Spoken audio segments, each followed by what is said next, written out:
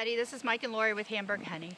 It is 0 degrees Fahrenheit today, very cold, but we need to get our fence disconnected down here on the bottom because the snow is getting deeper, and when the snow hits that wire, it's just going to start ticking and ticking and ticking, sparking.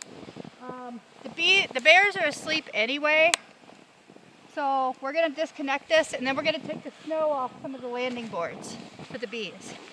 So it's really easy we made it easy to disconnect the bottom. It's only connected by one wire on each side.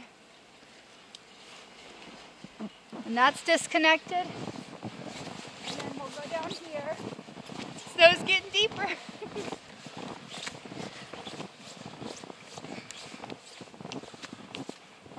And we have it connected down here as well.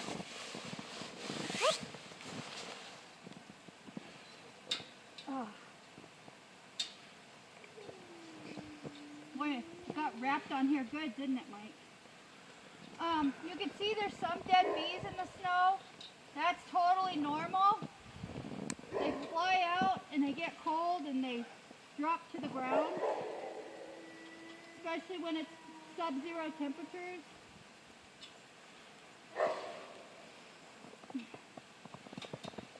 Okay, so now the whole bottom is completely disconnected. So now I'm just going to do a quick swipe across here to wipe the snow off the landing board. They could still get in and out right here, but still, you don't want it to pile up and block the door eventually. So, mind you, I don't have a bee suit on. I'm going to cover my face. They're not going to come out today. Yeah. See, look. This is what we look like. Like we're going to rob them or something.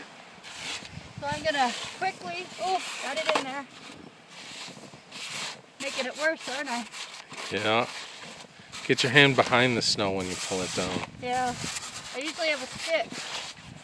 Okay. That's done. One more. So this is what we have to do in winter for the bees, basically. Not much. This hive has been flying out.